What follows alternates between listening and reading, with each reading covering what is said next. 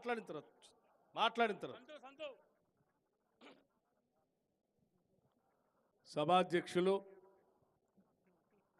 స్థానిక శాసనసభ్యులు, మీ అందరి ప్రియతమ నాయకులు, మా అందరికీ ఆప్తులు విజయ రమణరావు గారికి,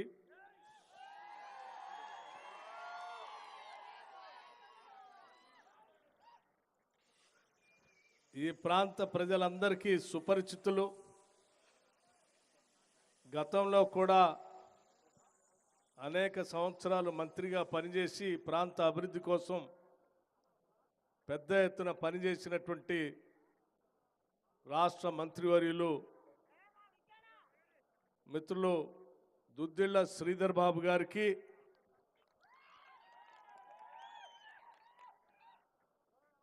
జిల్లా కాంగ్రెస్ ప్రెసిడెంట్గా పక్కనున్నటువంటి రామగుండం శాసనసభ్యుడు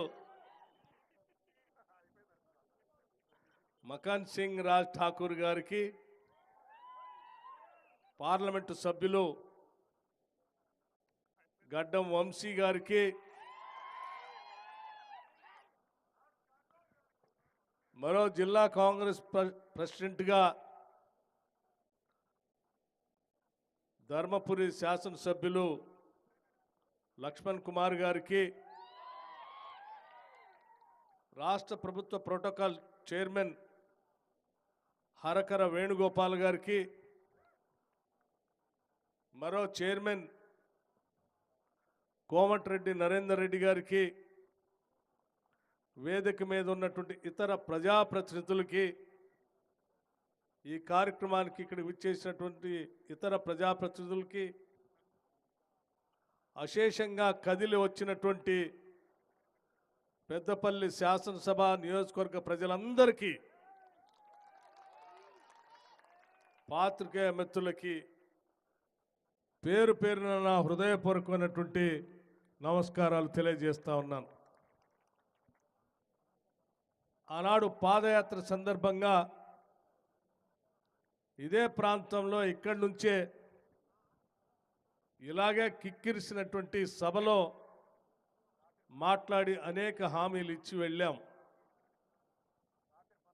10 సంవత్సరాలుగా ఈ రాష్ట్ర ప్రజల్ని పట్టి పీడిస్తున్నటువంటి బీఆర్ఎస్ ప్రభుత్వాన్ని వదిలించుకొని ప్రజాప్రభుత్వాన్ని తెచ్చుకోవాలన్నటువంటి ఆలోచనతో పీపుల్స్ మార్చ్లో పాల్గొని పెద్ద ఎత్తున ఆనాడు స్వాగతం పలికి ఆశీర్వదించి ఇక్కడి నుంచి నన్ను నడిపించి పంపించిన వేలాది మంది కాంగ్రెస్ కార్యకర్తలకి, విజయ రమణరావు గారికి మరొక్కసారి నా హృదయపూర్వకమైనటువంటి కృతజ్ఞతలు తెలియజేస్తా ఉన్నాను. ఈ నియోజకవర్గంలో చాలా కిలోమీటర్లు నడిచాం, అనేక మందిని కలిశాం, అనేక మంది ప్రజల యొక్క ఆలోచనల్ని, వాళ్ళ బాధల్ని, ఇబ్బందులను కూడా విని రాబోయేది ఇందిరమ్మ రాజ్యం, ఆ రాజ్యంలో తాడితులారా, పీడితులారా, బాధితులారా, బాధాసర్పదస్తులారా ఏడవకండి, వచ్చేది ఇందిరమ్మ రాజ్యం అని స్పష్టంగా హామీ ఇచ్చి ఇక్కడ నుంచి నడుచుకుంటూ మీ ఆశీర్వచనంతో చివరి వరకు ఆ పాదయాత్రని పూర్తి చేశాం. ఇప్పుడు మీ అందరూ దీవిస్తే, ఆశీర్వదిస్తే ఈరోజు ఇందిరమ్మ రాజ్యం ఈ రాష్ట్రంలో కాంగ్రెస్ ప్రభుత్వం, రేవంత్ రెడ్డి గారు ముఖ్యమంత్రిగా ఈరోజు రాష్ట్ర ప్రభుత్వం, ప్రజాప్రభుత్వం పనిచేస్తూ ఉంది. ఈ ప్రజాప్రభుత్వంలో ప్రజల కోసమే తీసుకునే ప్రతి నిర్ణయం వారి అవసరాల కోసమే నిర్ణయాలు తీసుకుంటున్నాం. ఈ ప్రజలు ఏదైతే కోరుకున్నారో, ఏమి ఆశించి తెలంగాణ కోసం పోరాటం చేశారో, ఆ పోరాట లక్ష్యాలనే ఈ రాష్ట్రం ఈరోజు చట్టాలుగా మార్చి ప్రజల కోసం పనిచేస్తూ ఉంది. అందులో భాగంగానే అనేక కార్యక్రమాలు. ఈరోజు ప్రజాపాలన మీ అందరికీ తెలిసిందే. పెద్ద ఎత్తున ప్రజలందరినీ కలుస్తూ వారి ఆలోచన మేరకు ఈ రాష్ట్ర ప్రభుత్వ బడ్జెట్లు కూడా ప్రజల అవసరాల కోసమే కేటాయించి వాటి నిధులు రిలీజ్ చేస్తూ ఈరోజు ముందుకు పోతా ఉన్నాం. మిత్రుడు మాట్లాడుతూ విజయరమణరావు గారు మా మనసులు గెలుచుకునేటట్టుగా మీ హామీలు ఉండాలని వారు చెప్పారు. నేను చెప్తా ఉన్నాను వారికి, మీ మనసులు గెలుచుకునేటట్టుగానే ఈ రాష్ట్ర ప్రభుత్వం పనిచేస్తుంది, దాంట్లో ఎటువంటి సందేహం పెట్టుకోవాల్సినటువంటి అవసరం లేదని చాలా స్పష్టంగా చెప్తా ఉన్నాం. ఈరోజు వారి నాయకత్వంలో ఈ శాసనసభ నియోజకవర్గంలో దాదాపు 5 సబ్స్టేషన్లు ఈ రాష్ట్రంలో ఉన్నటువంటి ప్రజలందరూ విద్యుత్ అవసరాల కోసం దృష్టిలో పెట్టుకొని ప్రణాళికలు తయారు చేసుకొని అందులో భాగంగా పెద్దపల్లి శాసనసభ నియోజకవర్గంలో ఒక్కటేసారి 5 సబ్స్టేషన్లు ఈరోజు భూమి పూజ శాంక్షన్ చేసుకొని ఈరోజు చేసినటువంటి భూమి పూజ ఇవాళ చేశాం, ప్రకటించాం, రేపు పొద్దున శాంక్షన్ చేస్తాం, తర్వాత పనులు ప్రారంభిస్తామని చెప్పే కాదు. ఈడకు వచ్చేటప్పుడే విజయరమణరావు గారు అడిగినటువంటి సబ్స్టేషన్లు అన్నింటినీ కూడా శాంక్షన్ చేసి జీవోలు ఇష్యూ చేసిన తర్వాత ఇక్కడికి వచ్చి భూమి పూజ కార్యక్రమం చేస్తూ ఉన్నాం. దాదాపు 30 కోట్ల రూపాయలతో ఈరోజు ఇక్కడ రైతాంగ సోదరులకి ప్రజలకి ఎటువంటి ఇబ్బంది లేకుండా కరెంటుని ఇవ్వాలనేటువంటి క్వాలిటీ పవర్ని ఇవ్వాలనే ఆలోచనతో చేసినటువంటి కార్యక్రమం. దానితో పాటు అమృత్ పేరు మీద అట్లాగే టీయూఎఫ్ఐడిసి పేరు మీద మొత్తంగా కలిపితే ఈ ఒక్కరోజే 85 కోట్ల రూపాయలు పెద్దపల్లి శాసనసభ నియోజకవర్గంలో శాంక్షన్ చేసి భూమి పూజ కార్యక్రమం చేసుకుంటున్నాం. భవిష్యత్తులో వాడు అడుగుతూ ఉన్నారు పత్తిపాక రిజర్వాయర్ కావాలని. నేను చెప్తా ఉన్నాను, ఈ పెద్దపల్లి జిల్లాకు సంబంధించి ఆనాడు పాదయాత్ర సందర్భంలో శ్రీధర్ బాబు గారు కూడా ఇక్కడ ఉండి ఈ ప్రాంత ప్రజలకి హామీ ఇచ్చి మా ప్రభుత్వం రాగానే ఈ ప్రాంత ప్రజలు కోరుకుంటున్నటువంటి విద్యుత్ శక్తికి సంబంధించిన ప్రాజెక్టులు ఇక్కడ మొదలు పెడతామని వారు పాదయాత్ర సందర్భంగా అందరూ నాయకత్వంలో శ్రీధర్ బాబు గారు ప్రకటించారు. మన ప్రభుత్వం రాగానే ఈ ప్రాంత ప్రజల భావోద్రేకంతో ముడిపడి ఉన్నటువంటి ఆ ప్రాజెక్టుకి సంబంధించి మూసివేసి ఉంటే దాదాపు ఈ జిల్లాలో 10,000 కోట్ల రూపాయలతో ఈ ప్రాజెక్ట్ని శాంక్షన్ చేసి ఈరోజు ముందుకు పోతా ఉన్నాం. కేవలం ఒక సంవత్సరం కాలంలోనే, సంవత్సరం కూడా పూర్తి కాలేదు, 7-8 నెలలు మాత్రమే అవుతుంది. ఈ 7-8 నెలల్లో 4 నెలలు ఎన్నికలకే పోయింది మోడల్ కోడ్ ఆఫ్ కండక్ట్. అటువంటి పరిస్థితుల్లో కూడా ఈరోజు 10 నుంచి 11,000 కోట్ల రూపాయల్ని ఈ పెద్దపల్లి జిల్లాలో ఈ రాష్ట్ర ప్రభుత్వం ప్రజల కోసం శాంక్షన్ చేసి ముందుకు పోతా ఉందంటే ఈ ప్రభుత్వం ప్రజాప్రభుత్వం అని చెప్పడానికి నాకు ఎటువంటి సందేహం లేదు. మిత్రులారా, ఆలోచన చేయండి. ఇక్కడ పెద్ద ఎత్తున సోదరీమణులు ఉన్నారు, మహిళలు. మేము ఆనాడు ఎన్నికల కంటే ముందు మాటిచ్చాం, ఇటువంటి సభల్లో ఈ రాష్ట్రంలో ఉన్నటువంటి ప్రతి మహిళని మహాలక్ష్మిలాగా గౌరవించుకుంటాము ఇందిరమ్మ ప్రభుత్వం రాగానే అని చెప్పాం. చెప్పిన మాట ప్రకారం మన ప్రభుత్వం రాగానే శాసనసభలో సభ్యులుగా మేము ప్రమాణ స్వీకారం చేసిన వెంటనే కేవలం అరగంటలో అదే శాసనసభలో బయటికి పోతే ఆలస్యం అవుతుంది అన్నటువంటి ఆలోచనతో అదే శాసనసభ ప్రాంగణంలో మహిళలందరికీ మాటిచ్చిన ప్రకారం రాష్ట్ర వ్యాప్తంగా ఏ మహిళ ఎక్కడ నుంచి ఏ మారుమూల ప్రాంతానికి ప్రయాణం చేసినా ఆ బస్సులో ఉచితంగా ప్రయాణం చేసేటువంటి కార్యక్రమాన్ని ఏర్పాటు చేస్తామని వెంటనే ప్రారంభం చేసి 0 టికెట్తో రాష్ట్ర వ్యాప్తంగా మహిళలందరూ ప్రయాణం చేసేటట్టుగా చేస్తూ ఉన్నాం. ఈరోజు రాష్ట్ర వ్యాప్తంగా మహిళలు ఆసుపత్రిలో ఉన్నటువంటి కుటుంబ సభ్యులు చూడటానికో, దేవాలయాలకు తీర్థయాత్రలకో, లేకపోతే బంధువులు చూడటానికో, లేకపోతే మార్కెట్కి పోవటానికో రకరకాలుగా ప్రయాణం చేస్తూ ఉంటే నెలకి 400 కోట్ల రూపాయలు మీ అందరి తరఫున ఆర్టీసీకి ఈ రాష్ట్ర ప్రభుత్వం డబ్బులు కడతా ఉంది. మహిళలందరి తరఫున మీ టికెట్లు ఖర్చు. ఇది మహిళల మీద ఈ రాష్ట్ర ప్రభుత్వానికి ఉన్నటువంటి గౌరవం, అభిమానం. ఈ అభిమానాన్ని నిలబెట్టుకోవటం కోసమే ఈరోజు ఈ రాష్ట్ర ప్రభుత్వం ఇంకొక అడుగు కూడా ముందుకు వేసింది. ఆనాడు ఇందిరమ్మ ప్రభుత్వంలో మనం మొదలుపెట్టినటువంటి మహిళా సంఘాలను నిలబెట్టాలనేటువంటి ఆలోచనతో రాష్ట్ర వ్యాప్తంగా ఉన్నటువంటి మహిళలందరినీ కూడా ఆర్థికంగా నిలదొక్కునేటట్టు చేయాలనేటువంటి ఆలోచనతో సంవత్సరానికి 20,000 కోట్ల రూపాయలు వడ్డీ లేని రుణాలని మహిళలందరికీ ఇచ్చి గ్రామీణ ప్రాంతాల్లో మహిళలని మహాలక్ష్మిలాగా చూడాలని, ప్రతి మహిళ కోటేశ్వరరావులాగా ఎదగాలని ఈ రాష్ట్ర ప్రభుత్వం తహతలాడుతుంది. దానికోసం ఏ స్థాయిలో పెట్టుబడి పెట్టడానికైనా ఈరోజు సిద్ధంగా ఉందని చెప్పడానికి నేను చాలా సంతోషిస్తూ ఉన్నాను.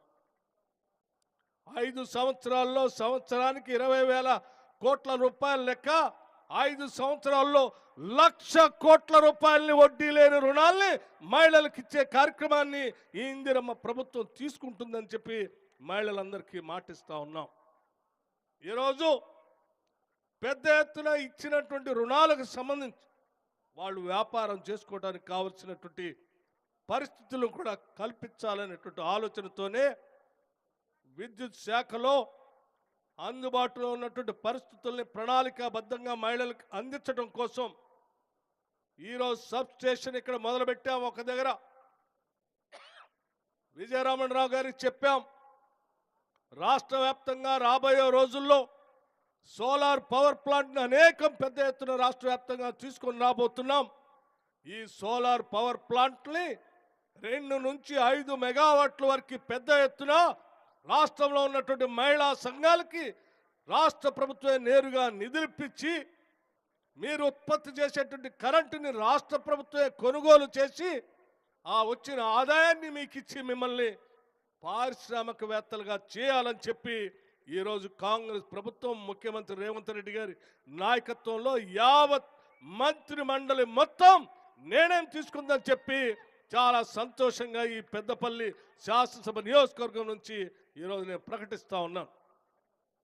దాంట్లో భాగంగానే ఈరోజు మనం ప్రారంభం చేసినటువంటి సబ్స్టేషన్ ఆ కాచాపూర్ గ్రామంలో 132/33 kV సబ్స్టేషన్ని మనం ఈరోజు భూమి పూజ చేశాం.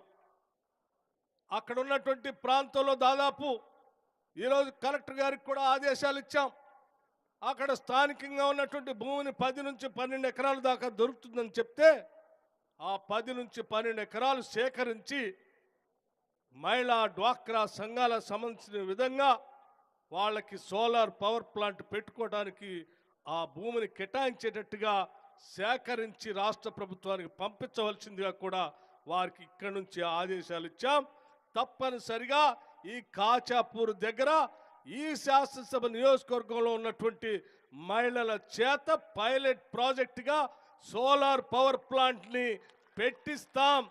మిమ్మల్ని పారిశ్రామికవేత్తలుగా చేయబోతున్నామని చెప్పడానికి సంతోషిస్తూ ఉన్నాం. ఇటువంటి కాచాపూర్ లాంటి అనేక ప్రాంతాల్లో రాష్ట్ర వ్యాప్తంగా మహిళలందరి చేత సోలార్ పవర్ ప్లాంట్లు పెట్టించబోతూ ఉన్నాం. దాని ద్వారా వచ్చేటువంటి ఉత్పత్తి చేసేటువంటి పవర్ని రాష్ట్ర ప్రభుత్వం కొనుగోలు చేస్తుంది. మీకు ఆదాయం ప్రతి నెల వచ్చేటట్టుగా చేసే కార్యక్రమం పెద్ద ఎత్తున ప్రణాళికాబద్ధంగా ముందుకు తీసుకొని పోతున్నామని చెప్పి మహిళలందరికీ కూడా నేను మనవి చేస్తూ, ఈ రాష్ట్ర ప్రభుత్వం ఇందిరా క్రాంతి పథం ద్వారా మహిళా శక్తి పెద్ద ఎత్తున పెరిగేటట్టుగా, ఆర్థికంగా నిలదొక్కునేటట్టుగా ఈ ప్రభుత్వం తీసుకొచ్చేటువంటి ప్రతి నిర్ణయాన్ని, ప్రతి కార్యాచరణని మీరు ఆ వెసులుబాటుని అందుబాటులో తీసుకొని ఆసరాగా తీసుకొని పెద్ద ఎత్తున ఎదగాలని చెప్పి నేను మనస్ఫూర్తిగా కోరుతా ఉన్నాను. అలాగే మిత్రులారా, ఈ శాసనసభ నియోజకవర్గానికి, ఈ జిల్లాకి సంబంధించి దీంతో పాటు మిగతా శాసనసభ నియోజకవర్గాలు కూడా పనికొచ్చేటువంటి ఒక పత్తిపాక రిజర్వాయర్ గురించి ఆనాడు మనం పాదయాత్ర సందర్భంగా అడుగడుగునే ఈ ప్రాంత ప్రజలు కోరారు. మీ అందరికీ తెలిసిందే, ఈ రాష్ట్ర ప్రభుత్వం బడ్జెట్ని అసెంబ్లీలో ప్రవేశపెట్టే ముందు అన్ని కార్యక్రమాలు లెక్కలు వేసుకుంటూ ఆ రోజు ఇక్కడ నుంచి ప్రాతినిధ్యం వస్తున్నటువంటి మంత్రి గారితో మాట్లాడాం. శ్రీధర్ బాబు గారు, మనం ఆ రోజు మాటిచ్చాం, ఆ ప్రాంతంలో ఉన్నటువంటి రిజర్వాయర్కి సంబంధించిన సమాచారం వెంటనే నాకు పంపించండి, బడ్జెట్లో పెట్టాలని చెప్పి వారితో మాట్లాడి, అట్లాగే మీ శాసనసభ్యులు విజయరామరావు గారితో మాట్లాడి, మరో శాసనసభ్యుడు మకన్ సింగ్ గారితో మాట్లాడి, మరో శాసనసభ్యులు లక్ష్మణ్ కుమార్ గారితో కూడా మాట్లాడి, ఈ ప్రాంతంలో హామీ ఇచ్చినటువంటి ప్రాజెక్టులు అన్నింటినీ కూడా బడ్జెట్లో పెట్టి బడ్జెట్లో చదవటం కూడా శాసనసభలో జరిగిందని కూడా మీ అందరికీ నేను మనవి చేస్తూ ఉన్నాను. ఈ పత్తిపాక రిజర్వాయర్ ఈ ప్రాంత ప్రజల చిరకాల వాంఛ. పెద్దపల్లి శాసనసభ నియోజకవర్గంలో ఏ రోడ్డు నుంచి ప్రయాణం చేస్తూ ఉన్నా పచ్చటి పొలాలతో వెలసిల్లేటువంటి ఈ శాసనసభ నియోజకవర్గం దాదాపు 2 లక్షల ఎకరాలు ఎస్ఆర్ఎస్పి ప్రాజెక్ట్ కింద ఈరోజు ధాన్యాన్ని పండిస్తూ ఉన్నా. స్నేహితులను ఒక్కసారి ఆలోచన చేయండి. ఆనాడు మహానుభావులు, మన నాయకులు, తొలి ప్రధాని జవహర్లాల్ నెహ్రూ గారు ఆధునిక దేవాలయాలుగా భావించి ఆనాడు ఎస్ఆర్ఎస్పి ప్రాజెక్టు కట్టి భూమి పూజ చేసి ఈ ప్రాంతానికి అది అందించారు. కాబట్టే కొన్ని దశాబ్దాలు అవుతున్నప్పటికి కూడా ఆ నీళ్లు పారుతూ మన ప్రాంత పొలాలకు వచ్చి ఇక్కడ లక్షలాది ఎకరాలకి వరి ధాన్యాన్ని పండించేటువంటి ఒక అద్భుతమైనటువంటి కార్యక్రమం ఇక్కడ కొనసాగుతూ ఉంది. దాంట్లో భాగంగా ఈ శాసనసభ నియోజకవర్గంలో కూడా దాదాపు 2 లక్షల ఎకరాలు పారుతూ ఉంది అంటే ప్రతి నీటి బొట్టులో, ప్రతి పండే పాలకంకిలో ఆనాటి మన పూర్వీకులు మహానాయకులు జవహర్లాల్ నెహ్రూ గారు మొదలు పెడితే కాంగ్రెస్ పార్టీ ప్రతి నీటి బొట్టులో ఇక్కడ పండే ప్రతి కంకిలో కనిపిస్తూ ఉంది. అది కాంగ్రెస్ పార్టీ అని నేను ఈ సందర్భంగా మనం చేస్తాం. అందుకే మరొక్కసారి ఈ ప్రాంత ప్రజలకు సంబంధించిన భూములు స్టెబిలైజేషన్ చేయడానికి, స్థిరీకరణ కోసం పత్తిపాక ప్రాజెక్టు కడితే తప్ప చివరి భూములకు నీళ్లు అందేటువంటి పరిస్థితి లేదనంటే అదే స్ఫూర్తితో ఈనాడు కాంగ్రెస్ ప్రభుత్వం తప్పనిసరిగా పత్తిపాక రిజర్వాయర్ని బడ్జెట్లో పెట్టాం. త్వరలోనే దాన్ని శాంక్షన్ చేయటమే కాకుండా పనులు కూడా ప్రారంభం చేస్తామని కూడా మీ అందరికీ నేను మాటిస్తా ఉన్నాను. విజయరామరావు గారికి దగ్గరుండి పనులు చేపించే కార్యక్రమం కూడా చేయమని చెప్తా ఉన్నాను. అట్లాగే మిత్రుడు, మనం నడుచుకుంటూ పోయేటప్పుడే అడుగడుగునా చెప్పారు పెద్దపల్లి బైపాస్ రోడ్డు కావాలని. అట్లాగే ఓదెల మండలానికి సంబంధించిన రూపనారాయణపేట దగ్గర మానేరు బ్రిడ్జి హామీ కూడా ఇవ్వాలని అడిగారు. ఇవన్నీ కూడా గుర్తున్నాయి. తప్పనిసరిగా మీ మనసులు గెలుచుకునేటట్టుగానే ఈ శాసనసభ్యుడు, ఈ రాష్ట్ర ప్రభుత్వ పాలన ఉంటుందని నేను చాలా స్పష్టంగా చెప్తా ఉన్నాను. తప్పనిసరిగా మీ అందరి హృదయాలు గెలుచుకునేటట్టుగా ఈ హామీలు నెరవేర్చడమే కాదు, త్వరలోనే వీటన్నిటికీ శాంక్షన్స్ కూడా ఇచ్చి మళ్ళీ తిరిగి ఆనాడు నడుచుకుంటూ ఎండలో నడిచి వెళ్ళాం.